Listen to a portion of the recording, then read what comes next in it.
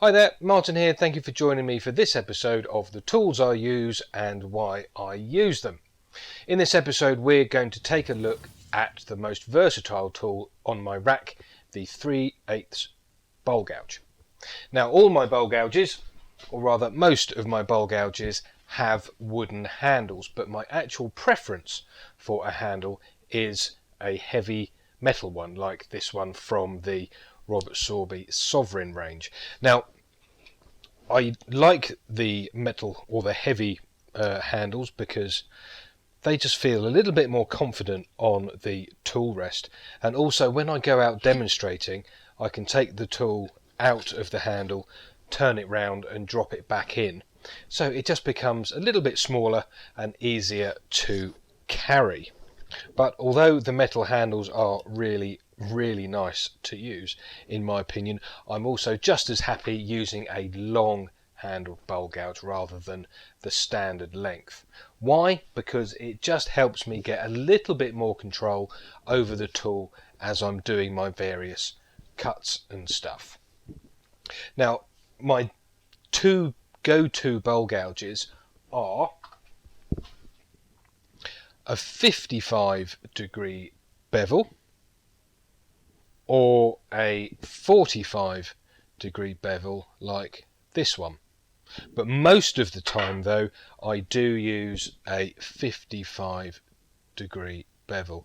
Now these tools are 3/8 bowl gouges, and the gold on the shaft here and in the flute is a titanium nitride coating that Robert Sorby say cuts down the amount of sharpening you need to do by about 4 times.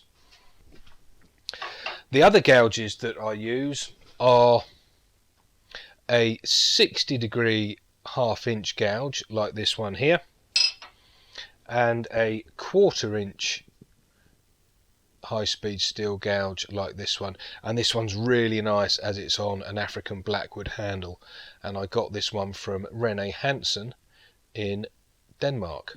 So when it comes to actually using a bowl gouge, 99% of the time I will go for the 3/8 gouge with the 55 degree bevel. Why? Because I find it slightly less aggressive than a 45 degree bevel, and I get exactly the same quality of surface whether I'm doing a pull cut or a push cut. Let's have a look at both of them, shall we? First of all, we'll start with a 3/8 45 degree bevel, and we'll go over the top for this, and we'll do a pull cut first. So I've got the handle down and I'm just going to carefully pull the tool through the work, and that gives me quite a nice surface. And let's do the same cut with the 55 degree bevel.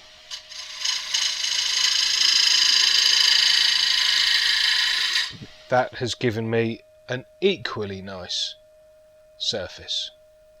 Now if we do a push cut through here with the 45 degree bevel,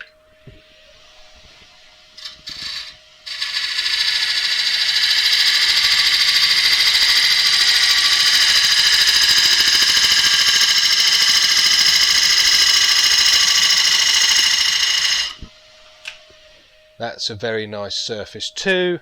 And then with the 55 degree bevel,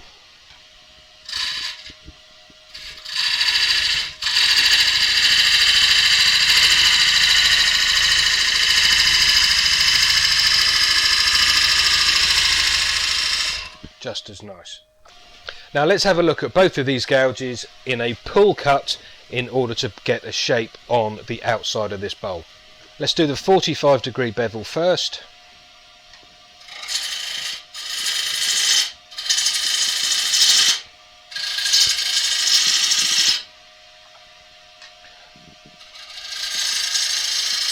Good cut with some nice shavings coming off here. And we'll do the same cut with a 55 degree bevel. Good shavings still.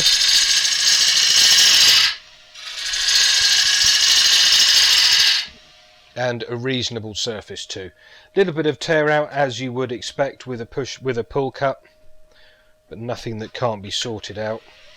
Let's finish putting the shape on here.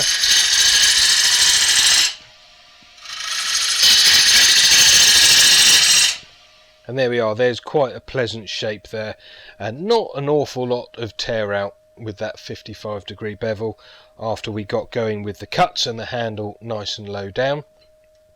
But how can we get rid of that tear out? Well, one really good way to do it is to use the 45 degree bevel with a shear cut.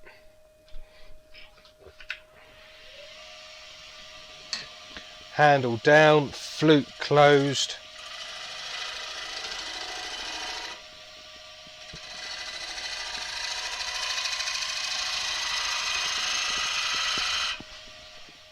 And that there has got rid of a lot of the tear out. It's still not great, but it has got rid of most of it. Now we can get rid of all of it by using a push cut with a 1/4 inch gouge like this one here. Now this has been sharpened to 45 degrees, and the heel, just like the other gouges, has been taken a long way back to reduce the size of the bevel. Now a smaller bevel or a shorter bevel does mean the tool is a little bit more difficult to control, but with practice you can get an absolutely superb finish straight off the tool.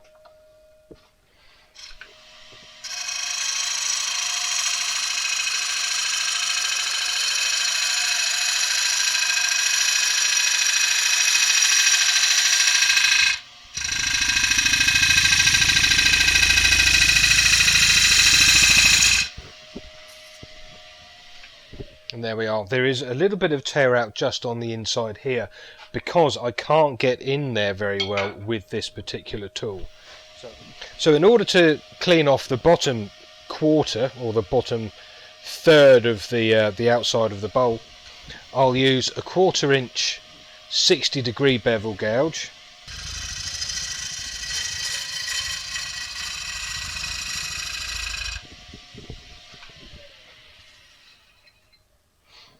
Here we are. That's left me with a super surface. So the 1/4 inch 60 degree bevel gouge on the bottom of the piece just under here is not really a beginner's tool.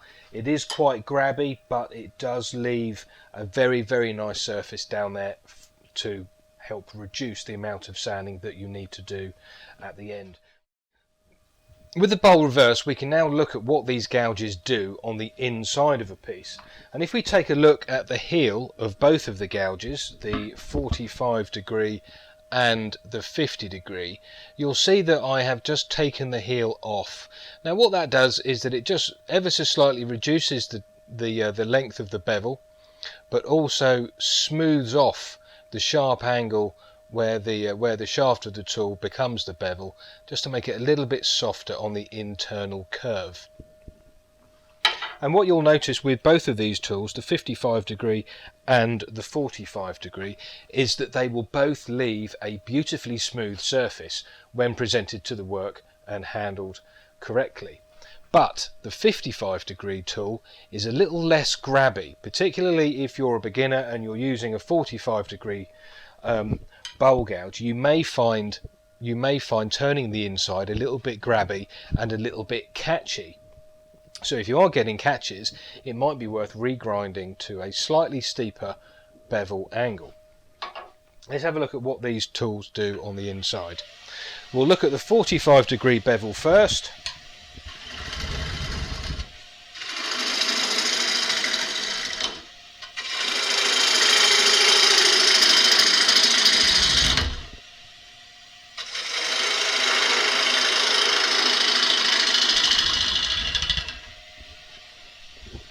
There we go, there's a few cuts there with the 45 degree bevel, and you can see that the surface is really nice and smooth, not requiring a vast amount of sanding. Now let's do a few cuts with the 55 degree bevel.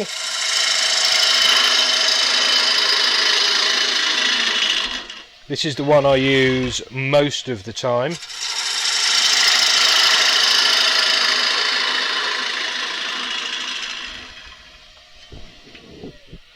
and we'll just stop the lathe there, and you can see that we've got a nice super smooth surface in there too. Now if I take a cut with the 45 degree bevel just halfway down,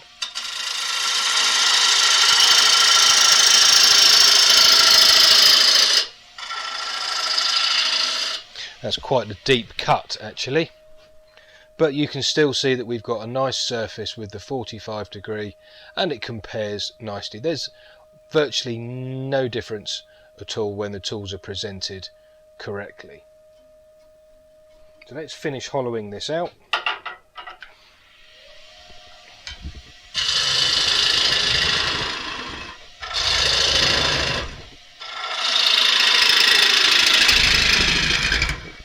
Now just the same as any tool,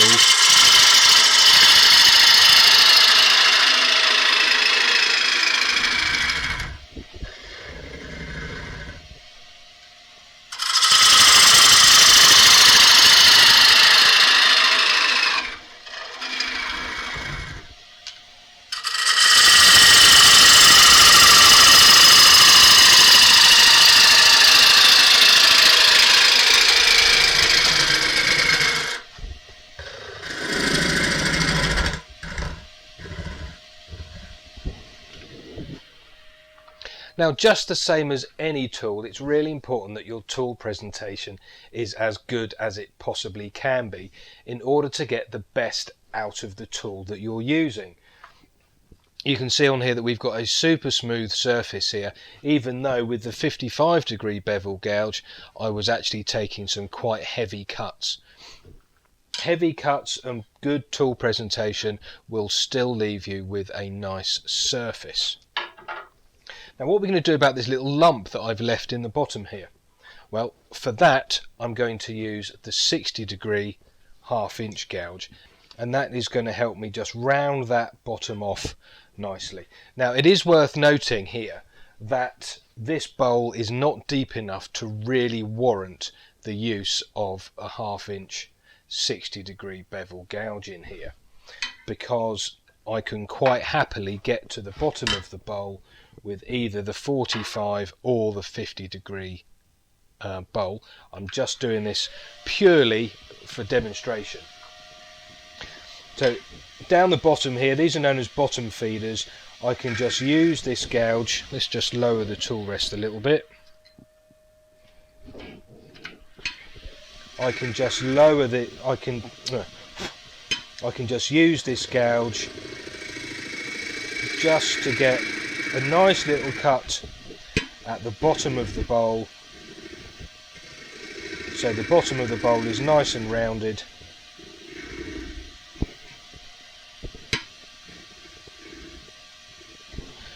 Without any torn out grain or anything like that at the bottom. Let's take a look at sort of how deep we can hollow with each of these bowl gouges. So with a 40 foot, so the tool rest represents the bottom of the bowl, and you can see there that the bevel is running pretty much parallel to the bottom of the bowl, as the position should be when we're actually hollowing. So I can hollow relatively deeply, but if I pull up the 55 degree bevel and get that parallel to the tool rest as well, you can see this angle is a little bit steeper, which means I can hollow a little bit deeper than I can with the 45 degree bevel. Now this is really handy if you are hollowing lots of vessels or lots of bowls at different depths. The 55 degree bevel will mean you don't need to change gouges, or you can just hollow deeper. And then the 60 degree bevel is, let's just bring the 55 degree back up, and the 60 degree bevel is steeper still, meaning that you could hollow out very, very deep stuff down the bottom.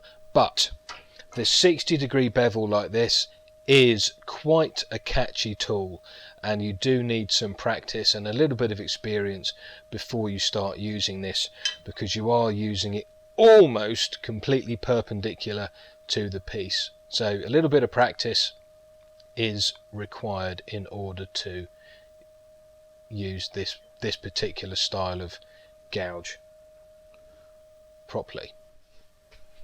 Okay, over at the Pro Edge, I have the diamond belt on here at the moment, which I use for putting edges back on the tools. So let's start with the 45 degree bowl gouge. I'm going to use the 40 degree mark on the Pro set here, and then the middle hole on the long grind jig, slide that in there, and then I can just push the tool up against the belt with a little bit of pressure, and then roll the gouge left and right to put on the fingernail profile that I want. I try not to rotate any more than about 90-95 degrees left or right, because that has a tendency to pull the cutting edge back inside the flute, which means you need to change the angle at which you present the tool to the work. So I roll that round like that, and the long grind jig helps to pull that wing back relatively far.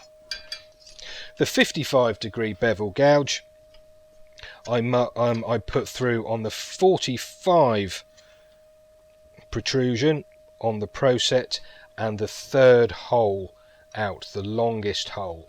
That gives me 55 degrees, and the same thing, I rotate the gouge round in order to put the correct, or to put the profile on that I want.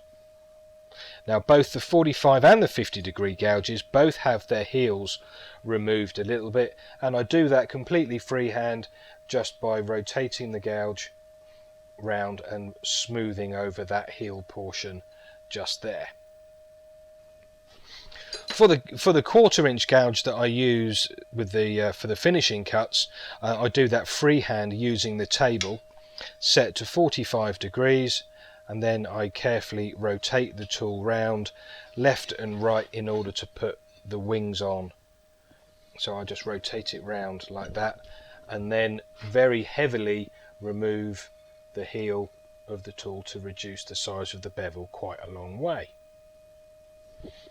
And then finally the two 60 degree gouges. This is the 1/2 inch, and it's done with the tool flat to the bed set at 60 degrees, and then I just roll the tool over